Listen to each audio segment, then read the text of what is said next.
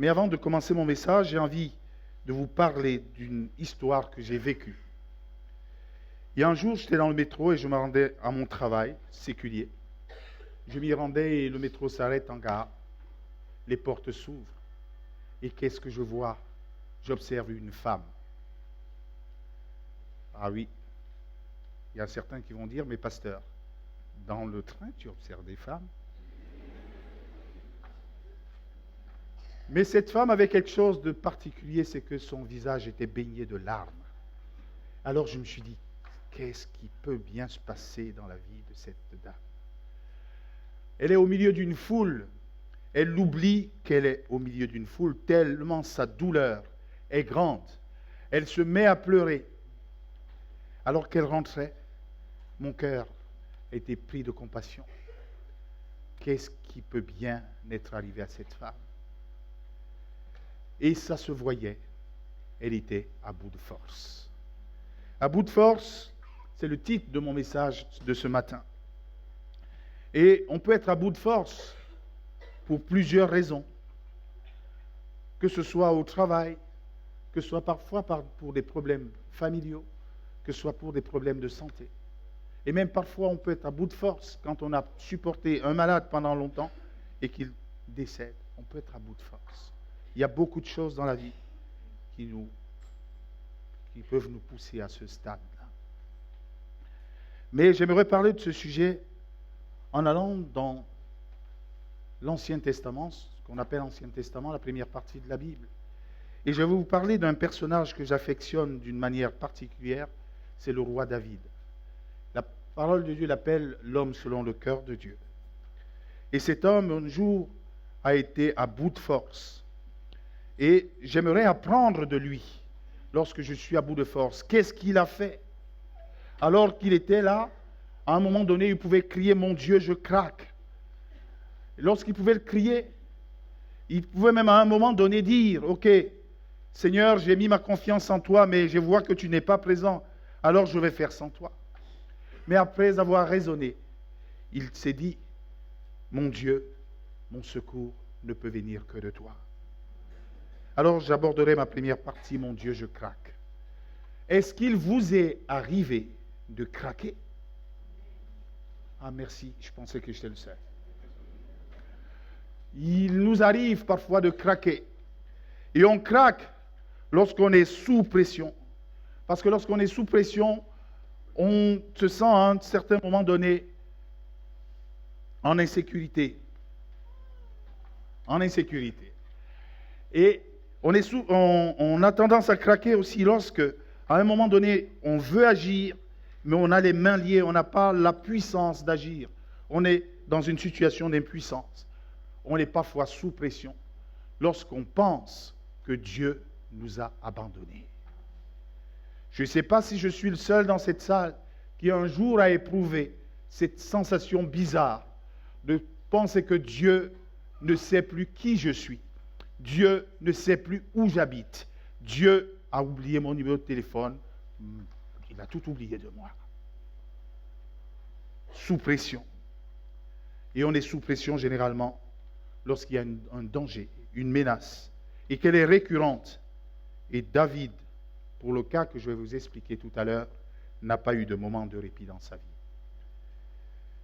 David était un jeune homme, dernier de sa famille, et il prenait soin des troupeaux dans les champs. Et un jour, alors qu'il n'a rien demandé, et j'insiste là-dessus, il n'a rien demandé à Dieu.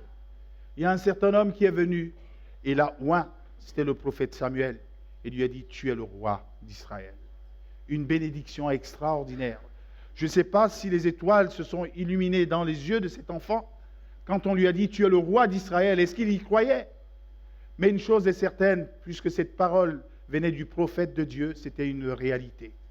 Mais une réalité bizarre, parce qu'au même moment, dans le peuple d'Israël, il y avait un roi sur le trône, le roi en la personne de Saül. Deux rois pour un seul pays, une situation un peu épique, un peu inédite. Alors, le roi sur le trône, voyez bien qu'il prendra mal cette nouvelle, qui était une bonne nouvelle pour David, mais une mauvaise nouvelle pour lui. Il ne peut avoir qu'un seul roi dans un royaume. Alors il va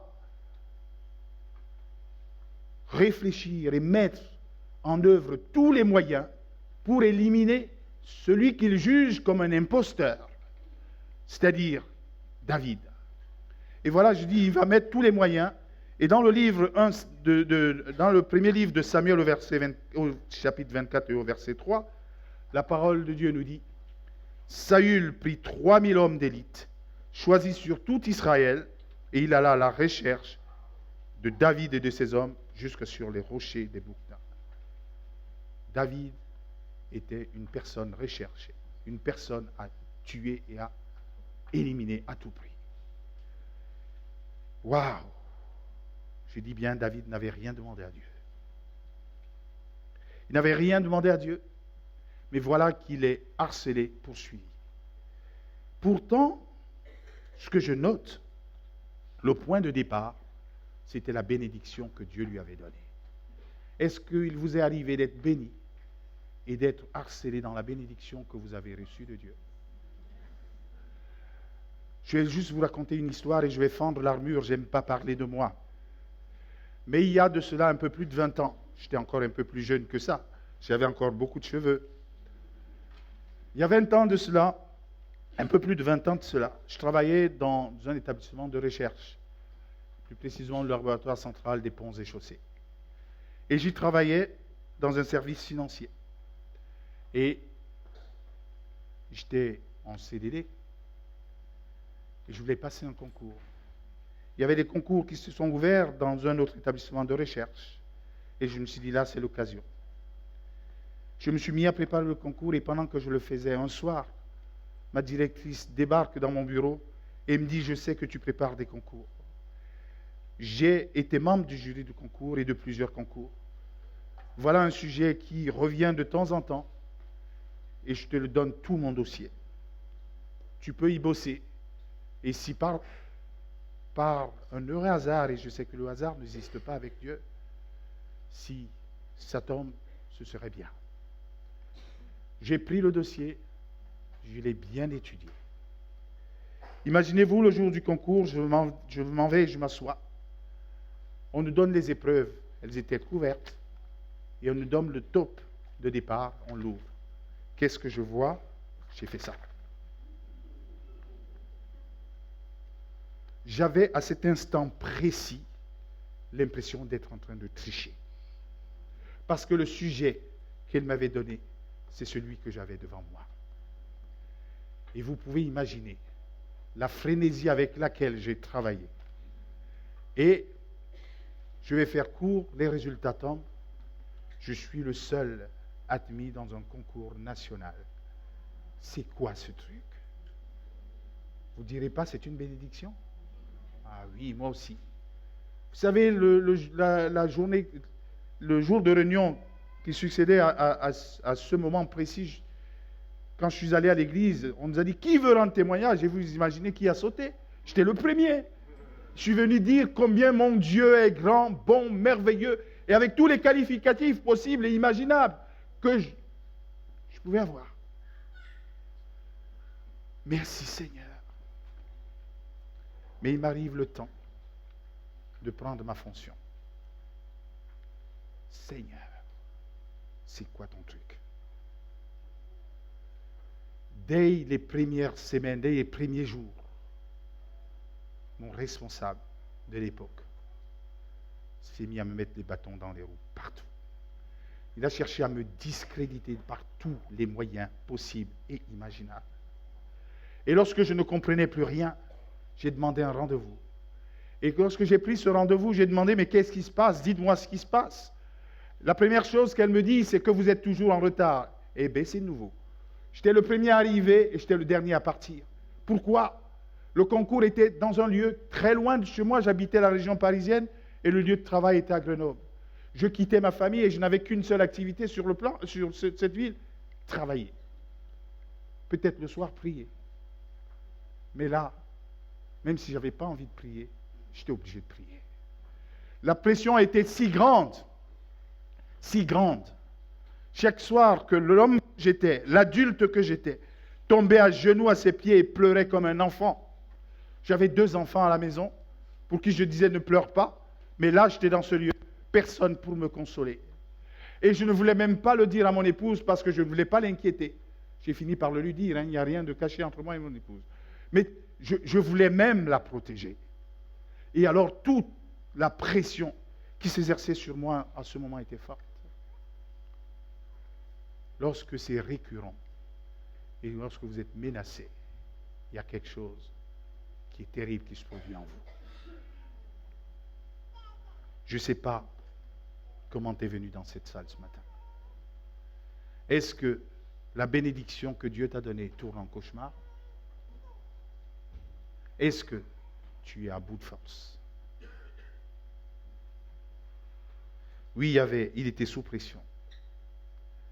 La parole de Dieu nous dit à propos de David que Saül a pris 3000 hommes d'élite, choisis sur tout Israël. Il alla à la recherche, comme je disais tout à l'heure, le verset qu'on a lu. Et là, c'était à la montagne, mais il ne lui donnait aucun lieu de répit. Alors que David disait, je vais peut-être aller me cacher dans le désert, Saül remobilisait à nouveau ces 3000 hommes, ces hommes d'élite. Saül se leva et descendit au désert de Ziph, avec 3000 hommes choisis dans l'élite d'Israël pour chercher David dans le désert de Ziph. 1 Samuel 26, 2.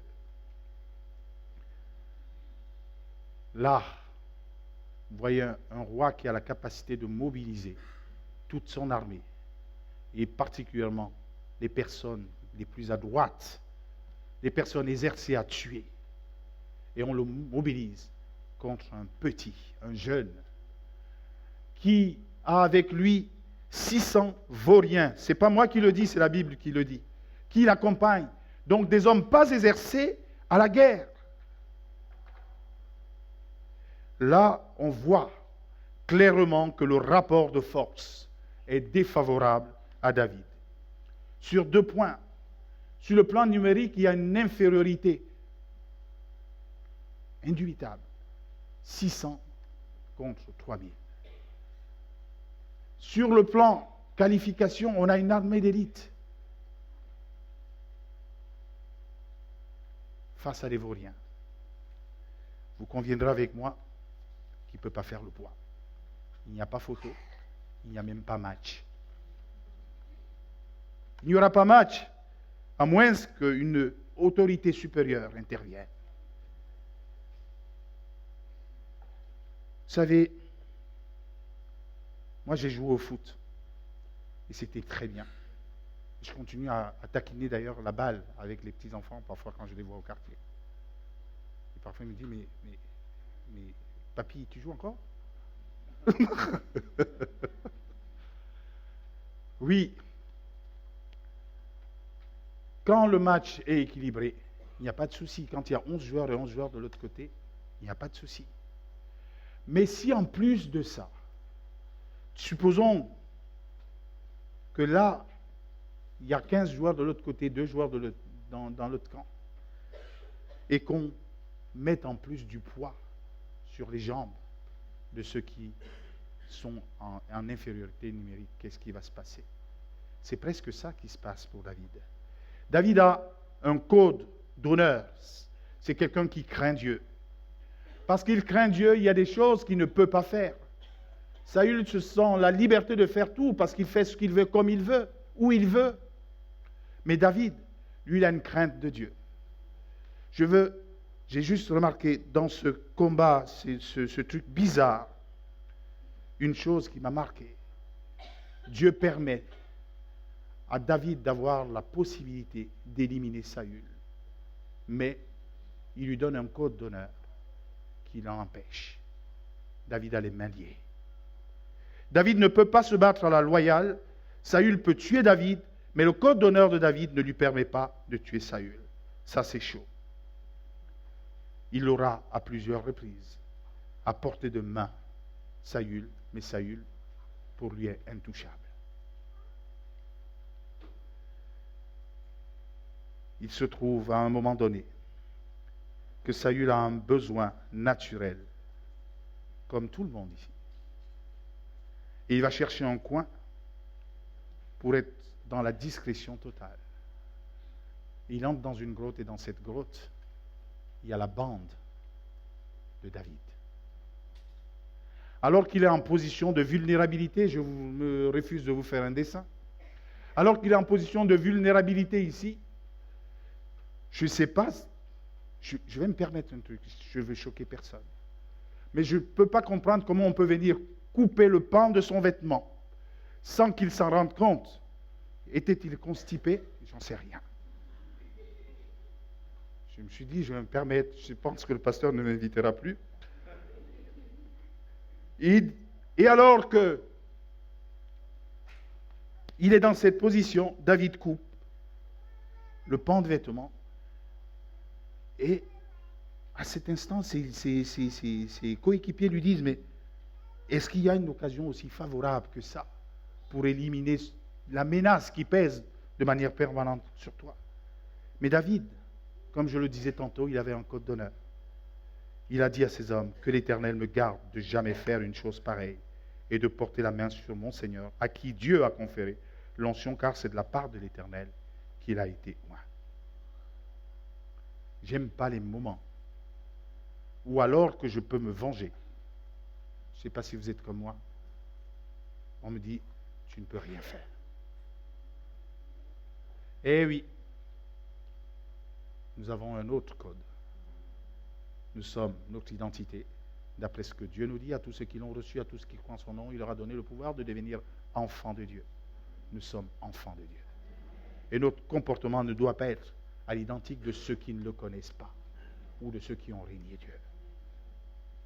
Une autre occasion se présente et David a toujours les mains liées. Alors que l'armée de Saül est à la poursuite de David et qu'il se trouve au désert, cette armée va faire une pause pour dormir. Il y a une chose qui m'a impressionné, c'est quand j'ai lu que c'est le Seigneur qui, à un moment donné, va faire qu'ils aient un sommeil profond. Là encore, une occasion pour David de zigouiller, permettez-moi le terme, de zigouiller Saül. Et d'ailleurs, un de ses coéquipiers va lui dire, oh, cette nuit, Dieu livre ton ennemi en ton pouvoir. Permets-moi de le clouer au sol d'un seul coup de lance. Je n'aurai pas à y revenir 2 fois. Je me dis, ah, voilà quelqu'un qui réfléchit. Mais cette réflexion était-elle de Dieu? Non. David ne sera pas de cet avis. Il a son code d'honneur. Je n'aurai de cesse de le répéter. Et il va dire non, ne le tue pas, car qui resterait impuni après avoir porté la main sur celui à qui l'Éternel a conféré l'onction. Je vais vous dire parfois comment moi, le chrétien, et qui est pasteur aussi, ça m'arrive parfois de penser. Je le confesse devant une église, même si vous me verrez de manière différente. Ça m'arrive de mettre mes faiblesses à nu. J'ai dit, je vais fendre l'armure. Pas pour être dénigré, mais pour dire que nous avons tous les mêmes combats et que le Seigneur peut nous aider si nous regardons vers lui.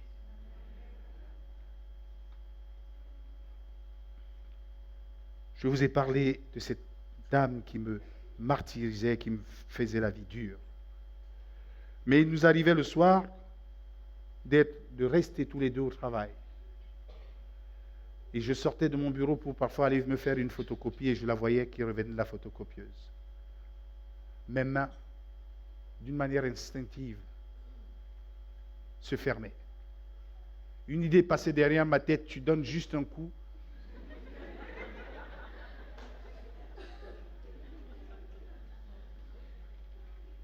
Ni vu, ni connu, je t'embrouille. Et je sors, je m'en vais, il n'y a plus personne. Et vraiment, mon coup pouvait démolir.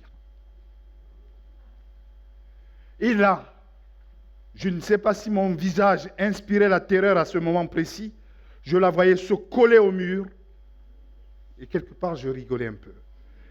Et je disais, elle a de la chance que je sois chrétien, je lui aurais fait sa fête. Est-ce que ça ne vous arrive pas? Ah bon, je croyais que j'étais un extraterrestre. Je lui aurais fait sa fête. Et lorsque je parlais de ce message avec une sœur à l'église à Créteil, j'étais en train de préparer le message, je lui racontais ce que je m'attendais à prêcher. Elle me dit, tu sais, moi aussi ça m'arrive. Et tu sais ce que j'ai envie de dire à Jésus à ce moment? Assieds-toi dans un coin pendant 5 minutes. Je veux que tu fermes les yeux pour que tu ne vois pas ce que je vais faire. Et que tu fermes les oreilles pour que tu n'entendes pas ce que je vais dire. Waouh! Quand on est sous pression, quand on n'en peut plus, on arrive jusque-là. Oui. Et à un moment donné, on peut tout simplement se sentir oublié de Dieu. Oublié de Dieu qui n'a jamais dit que Dieu l'avait oublié. Je ne vais pas vous demander de lever les doigts parce que je n'ai pas envie de voir des menteurs. Moi, je l'ai dit. Ça vous choque peut-être. Est-ce que je l'ai dit une fois? Non. Est-ce que je l'ai dit 2 fois? Je serais un menteur. Est-ce que j'ai dit 3 fois? Je l'ai dit plusieurs fois. L'impression qui était dans mon cœur, dans mes tripes, c'est Dieu, où es-tu? As-tu oublié mon adresse? Je m'appelle Christophe, j'habite où? Je ne vous dirai pas mon adresse. Mais quand je parle à Dieu, je le lui dis. Quand j'ai l'impression qu'il n'est pas là, je le lui dis. Mais Dieu, je le sais, par la présence de Jésus est à mes côtés tous les jours. N'est-ce pas là une promesse qu'il nous a donnée? Je suis avec vous tous les jours jusqu'à la fin. Mais il y a des moments où on a du mal à l'entendre, on a du mal à le croire. Mais est-ce que Dieu est menteur? S'il y a un menteur, c'est l'ennemi. Il est menteur dès le commencement. Mais Dieu est vrai dans ce qu'il dit. Alors il est là.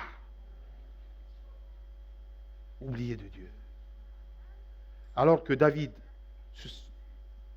avant qu'il ne sente qu'il était oublié de Dieu, au moment où il était au sommet de la confiance qu'il avait à Dieu, dans les 2 situations que je vous ai citées précédemment, voilà ce qu'il va dire à son ennemi, ou bien à celui qui veut le tuer. L'Éternel jugera et prononcera son verdict entre toi et moi. Il regardera et me défendra ma cause. Il me rendra justice en me délivrant de toi. Il avait une confiance dans la relation qu'il avait avec Dieu. Est-ce qu'il avait tort d'avoir confiance? La fin nous dira non. Mais à ce moment précis, alors que le temps commence à faire son œuvre, alors que le temps commence à mettre des fissures dans son bouclier de la foi, il commence à douter. Une autre fois, au sommet de sa foi, il dira: l'Éternel traitera chacun en fonction de sa justice et de sa fidélité. Lorsque ça dure,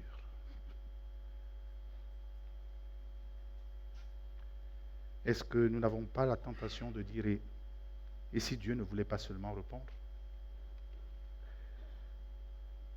La peur surgit lorsque la menace d'un danger physique ou relationnel expose notre incapacité à préserver ce que nous aimons le plus.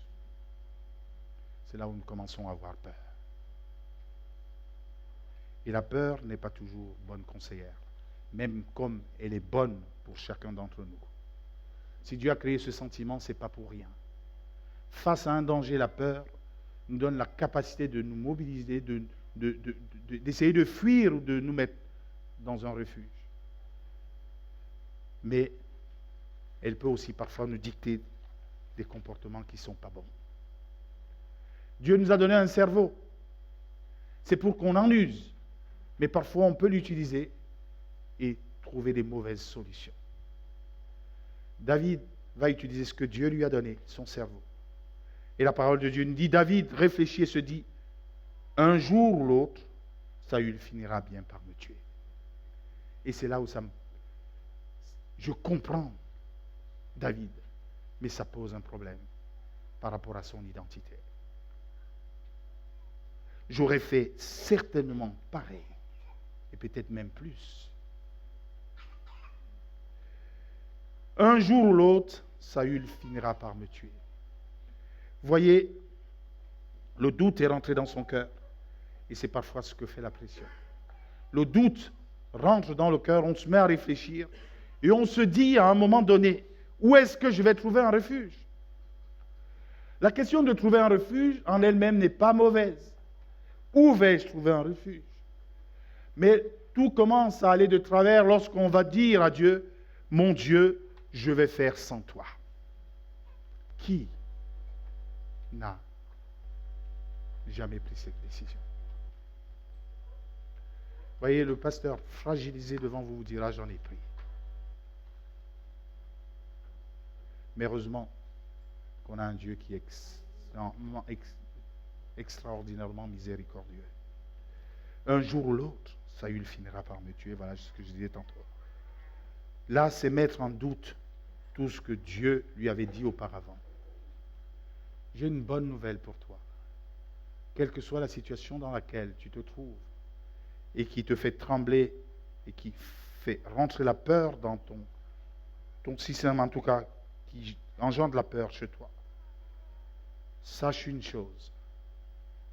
Si Dieu a prononcé une bénédiction sur ta vie, si Dieu a prononcé une bénédiction dans ta vie, écoute-moi bien, tu ne mourras pas tant qu'elle ne s'est pas réalisée. Parce que Dieu n'est pas un homme pour mentir. Dieu n'est pas un homme pour mentir. Mon Dieu, je vais faire sans toi. Et voyez le raisonnement de David. Il va dire à un moment donné, ce que j'ai de mieux à faire, c'est de m'enfuir pour de bon et de me réfugier au pays des Philistins pour qu'ils renoncent à me traquer dans tout le territoire d'Israël et aussi j'échapperai à son emprise. Ce que j'ai de mieux à faire. Il a réfléchi. Et pour lui, il venait de trouver la bonne solution. Mais dans sa solution, il y a un hic. C'est que son refuge n'est pas auprès de Dieu, mais son refuge est auprès de l'ennemi de Dieu, le Philistin. Et vous voyez, quand on décide parfois de faire sans Dieu, les choses semblent marcher. Et là, on se dit, et si j'avais raison? Si j'avais raison. Et les éléments semblent lui donner raison. Informé que David s'était enfui à Gath, Saül cessa de le chercher. J'ai envie de dire Alléluia. Mais est-ce que je dois dire Alléluia? Lorsque je vais dans une voie qui n'est pas de Dieu, parfois j'ai une paix éphémère, une tranquillité éphémère. Il était harcelé tous les jours. Et la Bible nous dit, David resta dans le pays des Philistins durant 1 an et 4 mois. 16 mois de tranquillité. Mais la parole de Dieu nous dit, la crainte d'un homme tend un piège. David a oublié les promesses de Dieu. Et je aimerais vous rappeler une promesse qui est la vôtre, qui est pour vous comme pour moi. Voilà ce que Dieu dit à notre sujet et à ton sujet en particulier. Je ne te délaisserai point. C'est donc avec assurance que nous pouvons dire, le Seigneur est mon aide. Je ne craindrai rien que peut me faire un homme. À propos de ce moment de tranquillité, je discutais encore de ce message avec quelqu'un qui avait connu ma réalité de Grenoble, ma souffrance, qui avait connu toutes ces choses-là. Et c'est un frère en qui j'ai confiance, un frère avec qui je discute. Même lorsque j'ai fini de préparer un message, je peux l'appeler en disant, qu'est-ce que tu en penses? Est-ce que tu as des choses à ajouter? Est-ce qu'il y a des choses où tu penses que je suis anti-scripturaire ou pas? Et il m'a sorti une phrase qui m'a marqué. Et j'ai dit, ah oui, ça peut être vrai. Il dit, si tu marches avec Dieu, si dans ta marche avec Dieu, tu ne rencontres plus d'opposition de Satan, interroge-toi sérieusement. N'es-tu pas juste en train de marcher dans la même direction que Satan? J'aime pas les épreuves. Lorsque je vous dis ça, je n'aime pas les épreuves. Je ne pense pas qu'il y a un seul ici qui oserait lever le doigt en me disant il aime les épreuves. Ce serait un maso. Mais il y a des choses que Dieu permet dans nos vies. David s'est éloigné de Dieu, il a cherché un refuge loin de Dieu. Mais à prime abord, il s'est senti choyé. Mais après, rejeté, et non protégé. Et lorsqu'on va généralement loin de Dieu, la première impression qu'on a, c'est qu'on est bien. Qu'est-ce que j'ai fait dans ma relation avec Dieu? Mais après, on peut se sentir rejeté. On a un rejet et on n'est pas protégé. Vous savez comment David a fait pour avoir un refuge loin de Dieu? C'était au prix d'une allégeance et d'une compromission. David dit à Akis, si j'ai trouvé grâce à tes yeux, qu'on me donne un endroit où je puisse habiter. Pourquoi ton serviteur habiterait-il avec toi dans la ville royale? Si j'ai trouvé grâce à tes yeux. Où cherchons-nous à trouver grâce?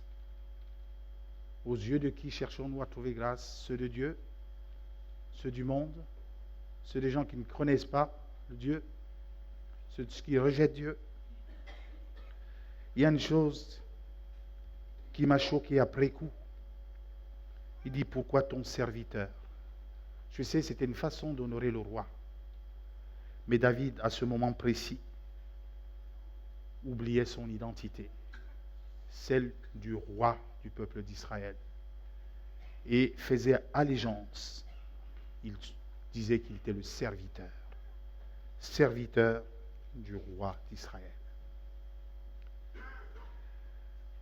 Il a eu un refuge, il a été tranquille. Et David, je ne sais pas ce qu'il avait dans son corps, dans son âme, mais il sortait régulièrement pour aller faire des razzias contre les Philistins d'ailleurs, contre les peuples qui ne craignaient pas Dieu. Mais Akish, qui voulait s'assurer, le roi des Philistins, qui voulait s'assurer, contrôler David, lui demandait quasiment tout le temps, où avez-vous fait vos coups aujourd'hui? C'était même peut-être quotidiennement. David répondait dans le sud de Juda, des Jérakmélites et des Kéniens. Mais en réalité, il mentait. Il allait tuer les gens du peuple des Philistins. Mais Akish se fiait à David et se disait, il provoque le dégoût en Israël, son peuple, et il sera pour toujours mon serviteur. Lorsque vous allez demander la main à l'ennemi, le secours de l'ennemi, ce qu'il vous donne, ce n'est jamais gratuit. Ce n'est jamais gratuit. Excusez-moi, je ne vais pas faire une contre-publicité, c'est comme Kofi Noga, Kofi dit, c'est tout le reste. Vous venez, ils vont payer cash après. Plus, vous avez l'impression, et je le dis par expérience, il fut un moment où j'avais quelques difficultés et je me suis engagé. On paye et on a l'impression de ne jamais payer.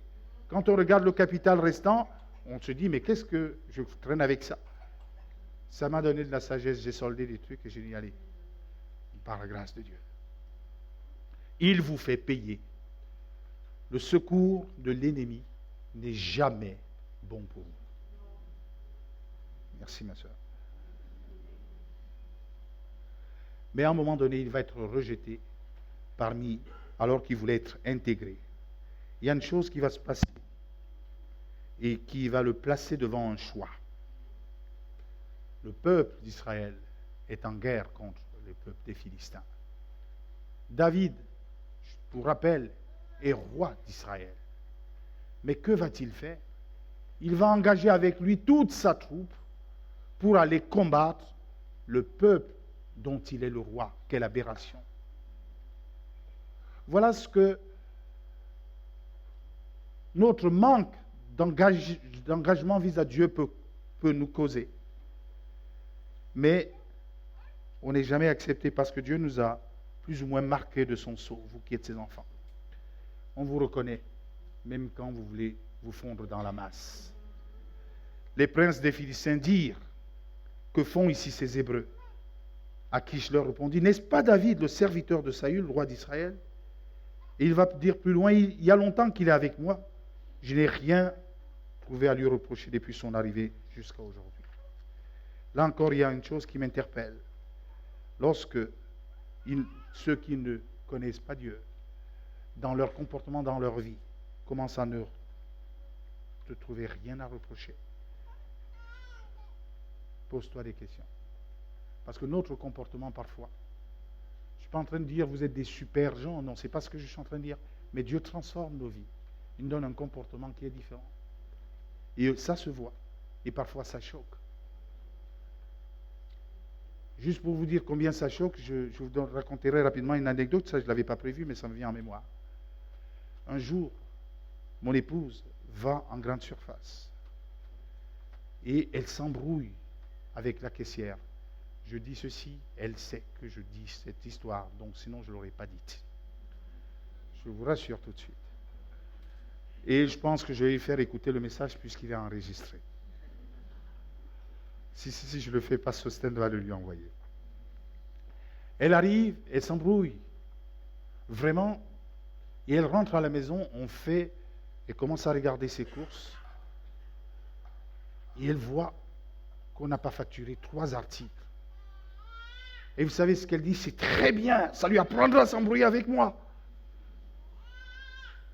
Et moi, dans mon cœur, il y a quelque chose qui m'interpelle. Si tu gardes ça, c'est du vol.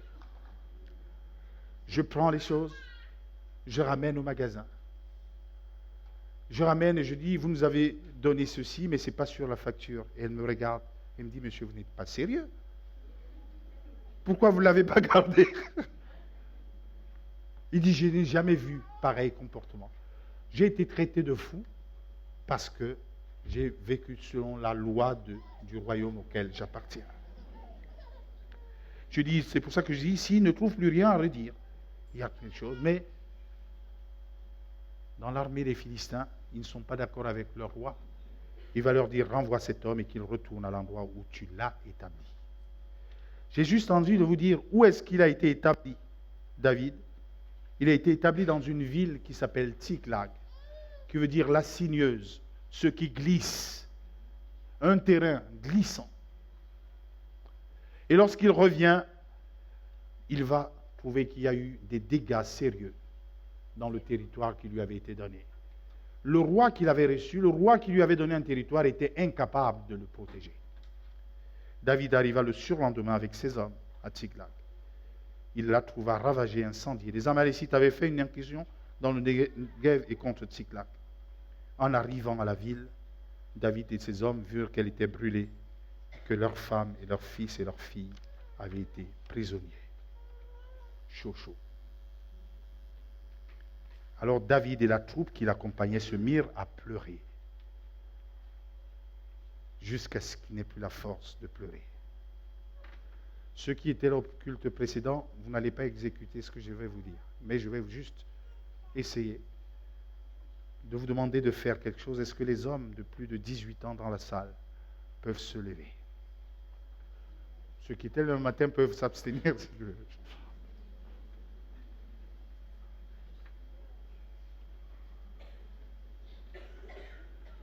Est-ce que je peux vous demander une chose, parce que je vois que vous coopérez de manière extraordinaire? Est-ce que vous pouvez pleurer?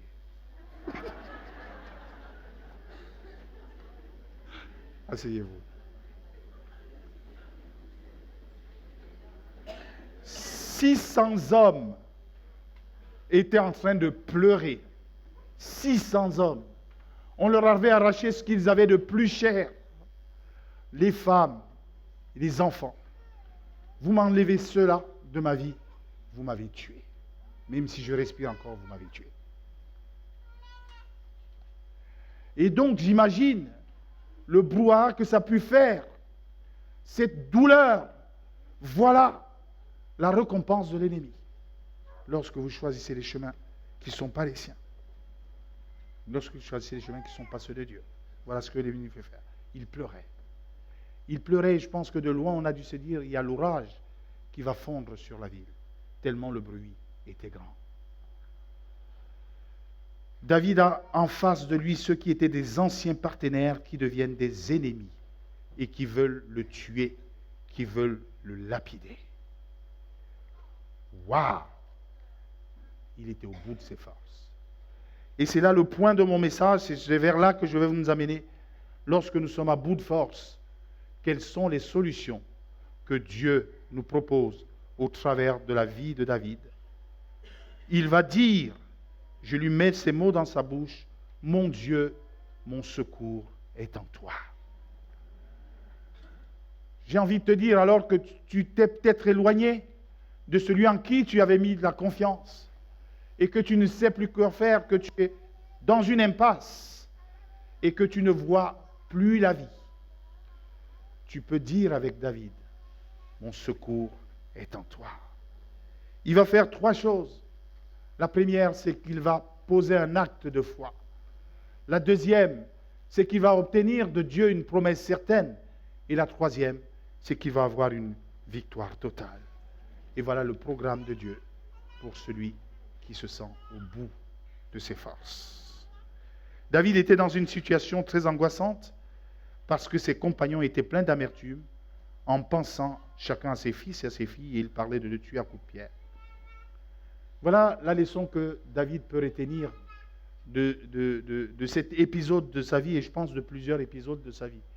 Et lorsqu'il écrira le psaume 56, au verset 4, il dira, « Le jour où j'ai peur, je mets ma confiance en toi. » Et là, il y a un secret extraordinaire. Mettre sa confiance en Dieu, en dépit de ce que je vois, en dépit de ce qui m'arrive, en dépit de la pression qui s'exerce sur moi, placer ma confiance en Dieu. C'est difficile parce qu'on ne le voit pas. Lorsqu'on voit quelqu'un avec sa puissance militaire, on se dit, oh, il va me protéger. Mais là, Dieu nous demande un pas de foi, un acte de foi. Mais David nous dit, le premier livre de Samuel, dans son chapitre 30 et au verset 6, mais David puisa de nouvelles forces en se confiant à l'Éternel. Choisir de se confier à l'Éternel, ta prise de position pour Dieu va changer ta vision de la situation. C'est ce que je vais laisser sur ton cœur. Prends position pour Dieu et tu verras, tu le verras agir. Je pourrais revenir sur mon histoire, mais je risque de dépasser le temps pour montrer comment le Seigneur a agi dans ce cas concret. Mais une promesse certaine, lorsque tu décides de t'approcher vers Dieu, il va te rassurer. David a des questions. Et parfois on se dit, est-ce que je peux poser mes questions à Dieu? Il n'y a aucune question qui soit une question taboue lorsque tu t'approches de Dieu. Il s'approche de Dieu et il va dire, dois-je poursuivre cette bande? Parviendrai-je à les rattraper? Et j'aime la réponse de Dieu, qui non seulement va dire oui à la première question, oui à la deuxième, et il va répondre même au-delà de ce que David voulait. Faites connaître vos besoins à Dieu, par des prières et des supplications avec des actions de grâce, et la paix de Dieu, qui surpasse toute intelligence, gardera vos cœurs et vos pensées en Jésus. Il a placé sa confiance. Dieu l'a rassuré, il avait une paix alors que la situation n'avait pas changé, mais les dispositions de son cœur avaient changé. Va, une victoire totale. David récupéra tout ce que les Amalécites lui avaient pris. Oui, je disais tout à l'heure, la situation extérieure n'a pas changé, mais les dispositions du cœur de David avaient changé. Et ces dispositions de cœur l'ont poussé à l'action. Qu'est-ce que l'ennemi t'a volé?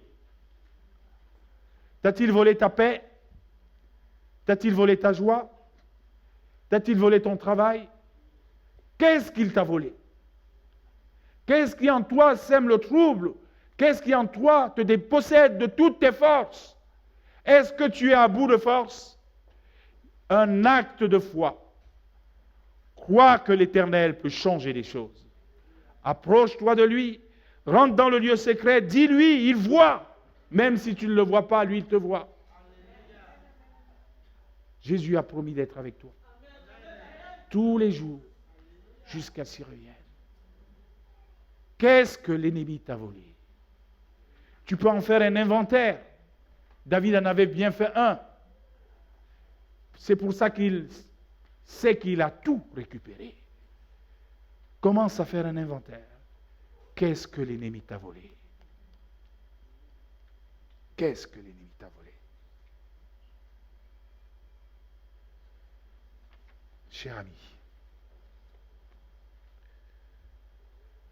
est-ce que tu es en train de dire, mon Dieu, je craque? Est-ce qu'actuellement tu es en train de faire sans lui? Je t'invite à pousser le cri. Mon secours est en toi. Et Dieu qui est un homme fidèle, Dieu qui est fidèle, Dieu qui est fidèle, prêtera une attention particulière à la situation qui est la tienne. Je ne sais pas à qui j'ai parlé ce matin, mais je sais une chose. Dieu, au travers de sa parole, ne parle pas en vain. Je sais qu'il y a au moins une personne. Je ne vous connais pas, mais c'est le message que le Seigneur a mis dans mon cœur pour votre Église ce matin. Je ne vous connais pas comme je le disais tout à l'heure, mais Sostène, puis-je en faire un appel? J'ai envie de prier pour vous. Je ne vais pas vous demander de vous déplacer de votre place, mais faites-moi juste un signe. De là où vous êtes, si vous êtes au bout du rouleau.